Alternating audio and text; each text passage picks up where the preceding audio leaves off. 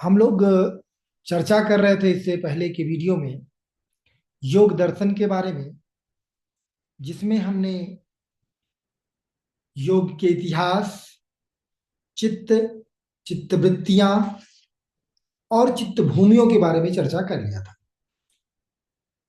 अब हम चर्चा करेंगे कलेशों के विषय में। तो योग दर्शन के अनुसार आत्मा, जिसे वो पुरुष कह रहे हैं, जब विषयों के संपर्क में आता है तो वह चित्त से अपने आप को एक तादात्म्य स्थापित कर लेता है और यह तादात्म्य भ्रम या बंधन का कारण होता है। तो यही जो तादात्म्य है,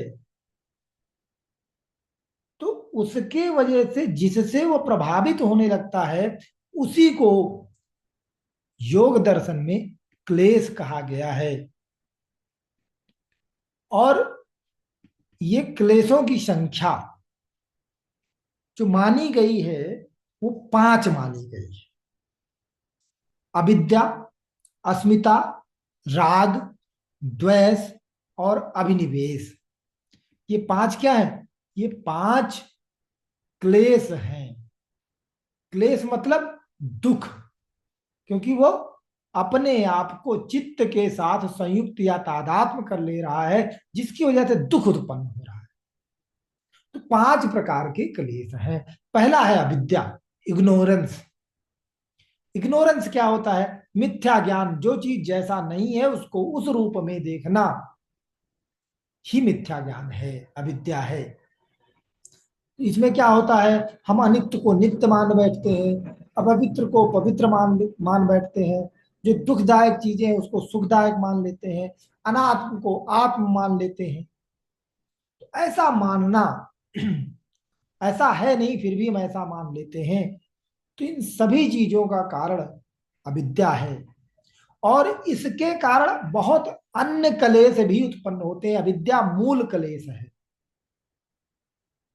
और अविद्या के क्लेश के कारण ही अस्मिता, राग, द्वेष और अभिनिवेश जैसे क्लेश उत्पन्न होते हैं। ठीक है। तो इतना स्पष्ट है। जैसे मान लिया, हम एक उदाहरण से समझने की कोशिश करें कि अगर रस्सी को हम सांप समझ रहे हैं, ठीक है, तो ये क्या है? अविद्या है। अब सांप समझने से क्या होगा? हमें भय उत्पन्न होगा। भय से कई बार हम ऐसे व्यवहार करेंगे जिसकी कोई आवश्यकता नहीं, क्योंकि वह वास्तविक रूप में अस्तित्वान ही नहीं। ठीक है। इसी तरीके से आता है जो अविद्या के कारण या अन्य कलेश है, उसमें अस्मिता। अस्मिता, ईगो, इगोइज्म, होने का भाव।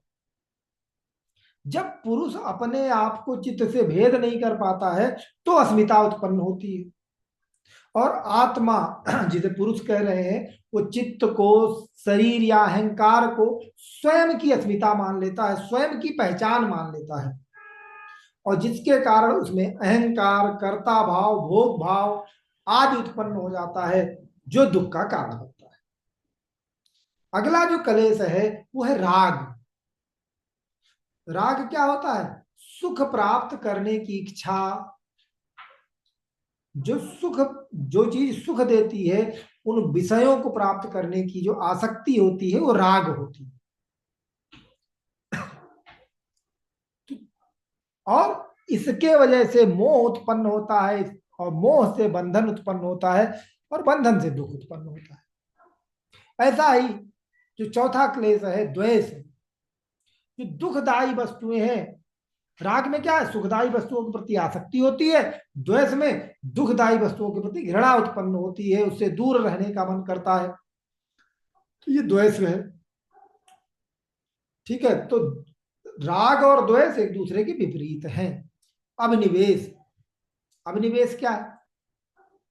जो मनुष्य के अंदर मृत्यु का स्वाभाविक भय है, जीवन के प्रति आसक्ति है, यही अभिनिवेश है। तो जो सभी मनुष्यों में जीवन से जिंदा रहने की जो जिजीप्सा होती है, जिंदा रहने की जो इच्छा होती है, उसी को अभिनिवेश कहा गया है। ठीक है, स्पष्ट है। और इन अभिनिवेशों के कारण जीव तमाम तरीके के कष्टों को भोगता है। तो अब यदि हम बात करें कि जो अभिनिवेश है, जो क्ले जो क्लेश है, उनसे मुक्ति कैसे मिलेगी? तो सारे क्लेशों का मूल कारण अविद्या है। तो अविद्या के नाश से मतलब विवेक ज्ञान से ही ये संभव है। और विवेक का तब उत्पन्न होगा जब आपका चित्त शुद्ध होगा, वैराग्य उत्पन्न होगा। तो इसके लिए जो साधन बताया गया वो अष्टांगिक मार्ग है। अच्छा, हमने आप लोगों को ग्रुप में सांख्य दर्शन के जो प्रश्न थे वो मैंने डाले थे, उसको आप लोगों ने हल कर लिया होगा, ऐसा मैं उम्मीद करता हूं। इसी तरीके से मैं योग दर्शन का भी प्रश्न पत्र आज हो सकता ना संभव हो, कल मैं डाल दूंगा, तो आप उसे भी हल कर ले। और यदि किसी को कोई समस्या हो, वैसे वो बिल्कुल सरल से प्रश्न है जो मैंने क्लास में पढ़ाया, उसी में उसके सारे उत्तर हैं। फिर भी यदि कुछ समझ में ना आ रहा हो, कहीं पर कोई जिज्ञासा हो, कोई समस्या हो, तो आप पूछ सकते हैं, अभी भी पूछ सकते हैं, या जब क्लास की रिकॉर्डिंग बंद होती है उसके बाद भी। तो ये जो क्लेश है, इससे मुक्ति कैसे मिलेगी? मूल क्लेश की निवृत्ति से, मूल क्लेश के नष्ट होने से। मूल क्लेश अविद्या है, और अविद्या का नाश ज्ञान से होगा, विवेक ज्ञान से होगा। और विवेक ज्ञान उत्पन्न होगा कब? जब चित्त शुद्ध होगा। और चित्त की शुद्धि के लिए पातंजलि ने अष्टांग योग प्रस्तुत किया है। अष्टांग मतलब जिसके 8 अंग हों। अष्ट मतलब 8, अंग मतलब भाग। जिसके 8 अंग हों वो अष्टांग योग है। तो कैवल्य प्राप्ति के लिए जो चित्त वृत्ति का निरोध आवश्यक है, और चित्त वृत्ति के निरोध के लिए क्या आवश्यक है? ये अष्टांग योग। अष्टांग योग को 2 प्रमुख भागों में हम देखते हैं। इसके 8 अंग हैं, कौन कौन से? यम, नियम, आसन, प्राणायाम, प्रत्याहार, धारणा, ध्यान, समाधि। तो जो प्रथम 5 अंग हैं, यम, नियम, आसन, प्राणायाम, प्रत्याहार, इसे बहिरंग योग कहा जाता है। और धारणा, ध्यान, समाधि, इसे आंतरिक या अंतरंग योग कहा जाता है। तो बहुत ज्यादा अंदर नहीं जाना, लेकिन सामान्य परिचय हम इस 8 अंगों का ले लेते। यम, यम क्या होता है? यम और नियम योग दर्शन की नैतिकता से संबंधित है। तो यम के अनुसार क्या है, क्या हमें नहीं करना है? यम संयम पर आधारित नैतिक विचार है, नैतिक मूल्यों का विचार। और ये जो नियम है, ये सार्वभौमिक नियम है। सार्वभौमिक नियम का मतलब इसका पालन सबको करना है। इस पर किसी देश, जाति, आयु, इस सामाजिक स्थिति, इस किसी भी भेद नहीं है, सब पर सबको इसका पालन करना है। तो यम कौन कौन से हैं? तो यमों की संख्या कितनी है? 5 है। कौन कौन से यम हैं? अहिंसा, सत्य, अस्तेय, ब्रह्मचर्य और अपिग्रह। ये 5 यम है जो हमें नहीं करना है। हिंसा नहीं करना है। हिंसा नहीं करना ही क्या है? अहिंसा है। तो हिंसा नहीं करने का मतलब मन, वाणी और कर्म से किसी को कष्ट नहीं देना। केवल किसी के जीवन को छीन लेना हिंसा नहीं है, बल्कि मन, वाणी और कर्म से यदि हम किसी को कष्ट दे रहे हैं तो वह भी हिंसा है। तो मन, वाणी और कर्म से किसी को कष्ट नहीं देना ही अहिंसा है। सत्य, यथार्थ जो जैसा है उसको उसी रूप में बोलना ही सत्य है। वाणी से उसको उसी रूप में प्रस्तुत करना सत्य है। उसमें कुछ जोड़ना कुछ घटाना। ये नहीं है कि मैंने झूठ नहीं बोला, अगर उसमें कुछ ऐड कर दिया या कुछ छुपा लिया तो वह भी असत्य है। सच न बोलना भी झूठ होता है, सच को छुपाना भी झूठ होता है। अस्ते, जो दूसरे व्यक्ति की संपत्ति है, जो उसने परिश्रम करके बनाया है, बिना उसकी आज्ञा के, बिना उससे पूछे उसको ले लेना, उसका उपयोग करना, क्या है? चोरी है। तो ऐसा नहीं करना है, दूसरे की वस्तु और संपत्ति का भोग नहीं करना है, चोरी नहीं करना है। ये अस्ते है। ब्रह्मचर्य, इंद्रियों का संयम करना है, वासनाओं पर नियंत्रण रखना है। जो इंद्रिय विषय है उनके विषयों पर, इंद्रियों को उनके विषयों की प्राप्ति के लिए संयम करना है, उसे बिल्कुल मुक्त नहीं कर देना, उसी पे लगे नहीं रहना, यही ब्रह्मचर्य है। अपग्रह, अनावश्यक संपत्ति का संग्रह नहीं करना, जितनी आवश्यकता है उतना ही संपत्ति का संग्रह करना ही, तो अधिक नहीं संग्रह करना, अपग्रह। ठीक है। अब दूसरा जो योग है, अष्टांग योग का भाग दूसरा जो है वो है नियम। नियम क्या होता है? योग साधना के लिए जो आवश्यक आध्यात्मिक और मानसिक अनुशासन की आवश्यकता है, उसके लिए जो कुछ नियम बताए गए, उसके लिए जो व्यवस्था की गई, उसे नियम कहते हैं। तो क्या है? शौच, संतोष, तप, स्वाध्याय, ईश्वर परिणाधान। तो शौच क्या होता है? आंतरिक और बाह्य शुद्धता को बनाए रखना, शारीरिक और मानसिक दोनों शुद्धता को बनाए रखने को शौच कहते हैं। यथा प्राप्तम तथा पर्याप्तम, जो प्राप्त हो गया वह पर्याप्त है ऐसा मान लेना संतोष है। लेकिन यह नहीं कि काम चोरी करना, आलस्य दिखाना नहीं, अपना आपने पूरा एफर्ट किया, आपने अपना पूरा प्रयास किया, और इस प्रयास के बाद यदि जो कुछ भी आपको मिल रहा है उसी को ईश्वर का प्रसाद मान के स्वीकार कर लेना, पश्चाताप न करना ही संतोष है। तप क्या है? कठिन परिस्थितियों में आत्म संयम बनाए रखना, शारीरिक और मानसिक दृढ़ता लेकर आना तप है। तो जो विपरीत परिस्थितियां हैं, सर्दी गर्मी सहना, या जो हमारी हमारी इंद्रियां क्या चाहती हैं, हमारा मन क्या चाहता है, मनोनुकूल परिस्थिति, तो मन और शारीरिक परिस्थिति के प्रतिकूल स्थिति में रहना, कठिन अभ्यास करना, जिससे शरीर और मन स्थिर हो पाए, उसमें शक्ति का विकास हो, ये तप कहलाता है। चौथा नियम है स्वाध्याय। तो जो श्रुतियां हैं, आपके गुरु ने बताया है, जो आपके विचारधारा से संबंधित, आपके व्यवस्था से संबंधित ग्रंथ हैं, उनका अध्ययन करना, उसको समझना, उसका चिंतन करना, उस पर मनन करना ही स्वाध्याय है। ईश्वर परिधान, ईश्वर के चरणों में पूर्ण समर्पण ही परिधान है। अपने कर्म को करना और उसके फल की चिंता नहीं करना, फल को ईश्वर के चरणों में अर्पित कर देना ही ईश्वर परिधान है। यहां पर ईश्वर को लाया गया ईश्वर परिधान के लिए। ईश्वर यहां आ रहा है, अभी हम आगे और चर्चा करेंगे। योग दर्शन में ईश्वर जगत का सृष्टा नहीं है, वो ध्यान का विषय कर रहा है, वो आपको आपकी चित्त की शुद्धि में सहायक है, किंतु वह जगत का सृष्टा नहीं है। तो यम और नियम दोनों को मिलाकर योग दर्शन में 10 महादेश कहा गया।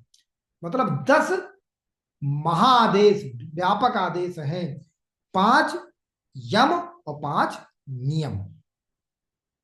अब जो तीसरा अंग है वह है आसन। तो शरीर को स्थिर कर कर सुख पूर्वक बैठना ही आसन है। स्थिर सुख आसनम, ऐसा पातंजलि ने कहा। स्थिर सुख सुखम आसनम, शरीर को स्थिर सुखद अवस्था में रखना ही आसन है। लेकिन फिर आसनों की आगे बहुत चर्चा की गई। अष्टांग हृदय वगैरह में इनकी संख्या भी बताया गया कि अनंत है, जितने प्रकार की योनियां हैं उतने प्रकार के आसन हैं। फिर उसमें भी 84 लाख की बात की गई, फिर 84 प्रमुख आसनों की बात की गई। तो बाद के ग्रंथों में बहुत बहुत आसनों की चर्चा है, ये विस्तार से हम लोगों को जानने की जरूरत नहीं है। पद्मासन, गरुड़ासन, मयूरासन, सिंहासन, ताड़ासन, बहुत सारे आसन हैं। और आप आजकल तो आसन इतने प्रसिद्ध हैं कि अगर उनका नाम पूछता है तो आप जान ही जाएंगे और उसे सही कर लेंगे। उसमें कोई स्थिर बात, बहुत महत्वपूर्ण बात नहीं, तो इस पर ज्यादा चर्चा नहीं करते। प्राणायाम, तो जो प्राण का आयाम, प्राण पे नियंत्रण करना, तो महर्षि पातंजलि ने केवल 3 प्रकार के प्राणायाम बताए हैं, पूरक, कुंभक और रेचक।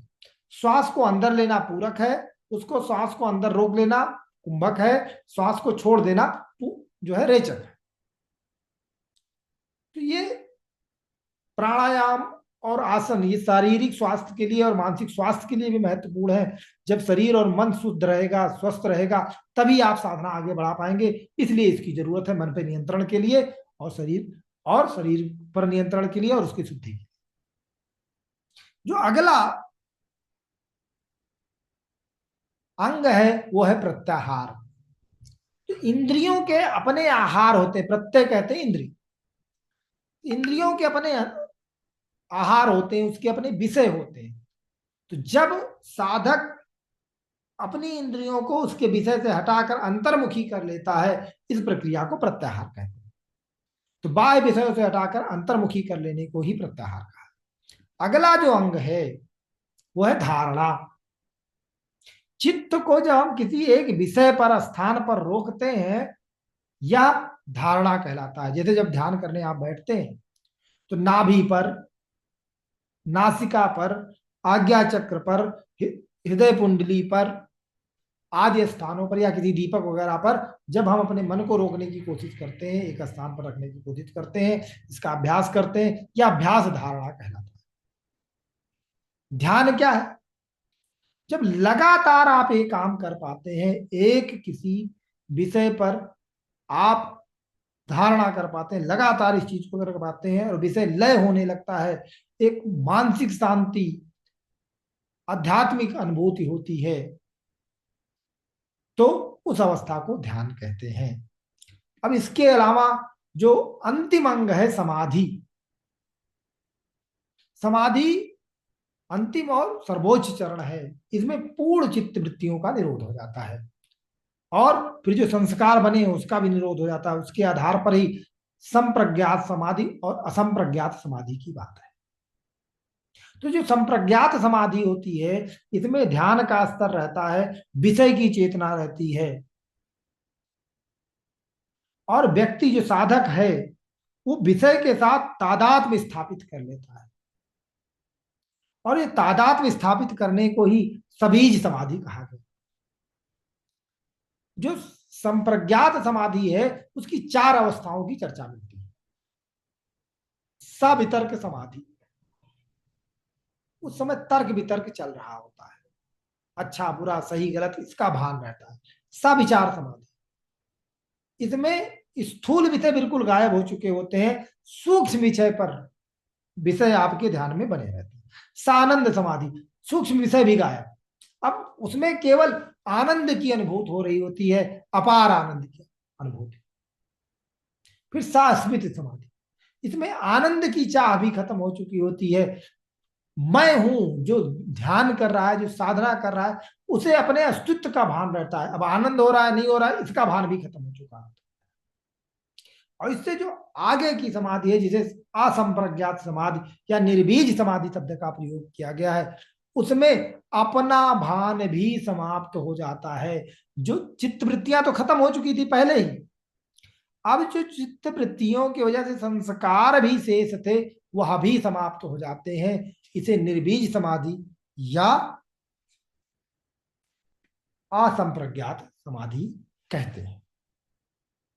अब जब साधक साधना कर रहा होता है तो इस साधना के दौरान उसे तमाम प्रकार की विभूतियां, सिद्धियां प्राप्त होती, और ऐसा चर्चा मिला है कि ये सिद्धियां साधना में बाधा उत्पन्न करने के लिए ये बाधक होती हैं। तो इस सिद्धियों में फंसना नहीं है, इन विभूतियों में आपको फंसना नहीं है। ये आपको मिलेंगी ही, जब आप साधना कर रहे होंगे, साधना के पथ पे होंगे, तो ये आपको मिलेंगी। लेकिन आपको इनमें नहीं फंसना है, इनको इग्नोर करके साधना को जारी रखना है, तब आप आगे जा पाएंगे। साधक को कई प्रकार की सिद्धियां मिलती हैं, जैसे बहुत छोटा हो जाना, बहुत बड़ा हो जाना, हवा के समान हल्का हो जाना, कहीं भी दूसरे जगह पे चले जाना, दूर की वस्तु को जान लेना, दूसरे के मन को बात को जान लेना, पर काया प्रवेश जान लेना। तो इसमें कुल मिला जुला के 8 प्रकार की सिद्धियों की चर्चा है। कई बार ये प्रश्न यूजीसी नेट में पूछा गया है, तो इसको इन 8 सिद्धियों को नाम आप जान लें, उनका अर्थ क्या होता है वो भी जान लें। जैसे अणिमा होता है, मतलब अणु के समान अपने आप ने शरीर को छोटा बना लेना, जिससे आप अदृश्य हो जाएं, तो ये सिद्धि अणिमा होती है। अष्ट सिद्ध नवनिधि के दाता असबर दीन जानकी माता, हनुमान चालीसा अगर आप पढ़ते हैं तो उसमें अष्ट सिद्धियों की चर्चा है। तो हनुमान जी को अष्ट प्रकार अष्ट सिद्धियां थी। लघ्वा, इतना हल्का हो जाना, कहते हैं पक्षी के रोए के समान, जो बिल्कुल हल्का हो, इतना हल्का हो जाना कि आप हवा के तरीके से ऊपर उड़ जाए। महिमा, कितनी बड़ा विशाल शरीर आप बना ले। प्राप्ति, कहीं पर भी कोई वस्तु हो, आप उसको तुरंत आप बुला सकते हैं, आप उसको प्राप्त कर सकते हैं। प्रकाम, प्रकाम में होता है कि जो आपने सोचा, जो संकल्प किया, उसकी सिद्धि हो जाती है, वो तुरंत मिल जाता है। वसित्व, सभी जीवों को आप अपने बस में कर सकते हैं। इसित्व, जो स्थूल है, सूक्ष्म है, सूक्ष्मतम है, उन सभी जो मतलब सामान्य व्यक्ति के लिए जो अनुभव का विषय नहीं है, उन सब चीजों को आप अनुभव कर सकते हैं। यत्र काम वासित्व, जो भी आपने कामना किया सबकी सिद्धि हो जाए, इसे अष्ट सिद्धि कहा गया। तो जब भारतीय जो कथानकों में जो सिद्धि प्राप्त ऋषि हैं या महात्मा है, महापुरुष है, उनमें ये सिद्धियां पाई जाती हैं, हनुमान जी और ऐसे बहुत सारे लोग हैं। तो जब कहानियां कथा देखते हैं आप, तो उनमें इनका प्रयोग होते भी देखते हैं। ठीक है, अब हम जो 8वां मतलब अंतिम जो विषय जिसकी हम चर्चा करेंगे, वो है योग दर्शन में ईश्वर विचार। तो जो योग दर्शन है, इसे कई बार सयेश्वर सांख्य भी कहते हैं, कि ईश्वर के अस्तित्व को स्वीकार करता हुआ सांख्य। यहां जो ईश्वर माना गया है वह परम पुरुष है, और उसमें कलेश नहीं है। जो 5 क्लेश पुरुष में है ना, अविद्या, अस्मिता, राग, द्वेष, अभिनिवेश, ये कलेश नहीं है। कर्म, कर्म फल, जो संस्कार, चित्तवृत्तियां, ये सब ईश्वर में नहीं है। वो इस सबसे मुक्त है। ईश्वर कैसा है? वो नित्य मुक्त है, सर्वज्ञ है, सर्वशक्तिमान है, और वो करुणामय भी है। इसीलिए ईश्वर प्रणिधान है। जब आप अपने आप को उसके चरणों में अर्पित करेंगे तो वो करुणामय है, वो आपको मुक्ति में, आपकी चित्त की शुद्धि में वो मदद करे। तो ईश्वर को किसी भी ना तो कर्म करना पड़ता है, और ना ही वो कर्मों को उसका फल भोगना पड़ता है। और ईश्वर जो है, मान लीजिए मैं अभ्यास करूं और मुक्त हो जाऊं, कैवल्य को प्राप्त कर जाऊं, तो मेरी जो स्थिति है और ईश्वर की स्थिति एक नहीं रहेगी। जितने भी मुक्त पुरुष हैं, आत्माएं हैं, उन उन सब से ईश्वर परे है। इसके अलावा कुछ ऐसी भी आत्माएं हैं जो अभी बंधन में नहीं आई हैं, उनसे भी ईश्वर परे है। तो ईश्वर जो पुरुष है, आत्मा है जिस रूप में, वो सामान्य आत्माओं से परे है। ईश्वर जो पूरी सृष्टि का विकास हुआ है, उसका मार्गदर्शक है, सृष्टा नहीं है। उसने ये सृष्टि नहीं की। ये सृष्टि कैसे होगी, उसने इसकी रचना नहीं की है। केवल वो उपस्थित था, और उसने इस पूरे मार्गदर्शन, मतलब जो प्रकृति और पुरुष का संसर्ग है, उसमें उसने सहायता की। सबसे ज्यादा जो योग दर्शन में महत्वपूर्ण ईश्वर का महत्व है वो क्या है? ईश्वर परिधान की वजह से। तो जो योग दर्शन का ईश्वर है वो बहुत ही सीमित कार्य करता है। वो आपकी एकाग्रता आदि में मनन कर सहायक करता है। योग दर्शन में कहा गया कि योग का जो ईश्वर का प्रतीक है ओम है, जो प्रणव, उसे प्रणव भी कहा गया।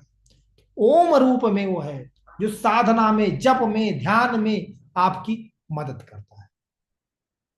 ईश्वर की सिद्धि के लिए कुछ युक्तियां भी दी गई हैं योग दर्शन में। तो उसमें एक शब्द प्रमाण है, वही वाली बात जो न्याय में कही जाती है कि सभी शास्त्रों में ईश्वर के साक्षात्कार की चर्चा है, ईश्वर की चर्चा है, तो शास्त्र अपने आप में प्रमाण है। इसके अलावा कहते हैं ज्ञान की, शक्ति की हम सब में न्यूनता है, हम सब में कम मात्रा में है। तो इससे ये लगता है कि किसी में ये सर्वोच्च मात्रा में, सबसे अधिक मात्रा में तो होगी, और वो किसमें है? वो ईश्वर में है। वो कहते हैं कि प्रकृति चूंकि जड़ है और पुरुष निष्क्रिय है, तो इन दोनों में आपस में संपर्क नहीं हो सकता।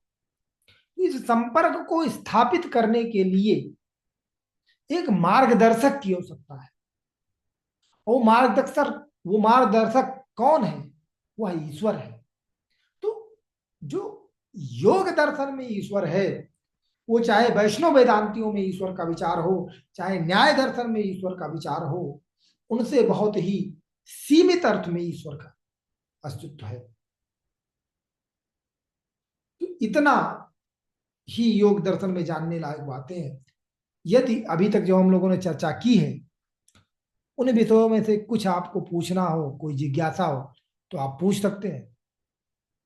नहीं तो हम लोग इस क्लास को ओवर करते हैं और ग्रुप में मैं आप लोगों को वो सारा क्वेश्चन डाल दूंगा जिसे आप हल करें, जिससे आपको अपनी प्रगति पता चले। और इन तथ्यों से अतिरिक्त बहुत ही कम संभावना है एक आध प्रश्न आ जाए, अलग बात है, नहीं तो प्रश्न नहीं आएंगे।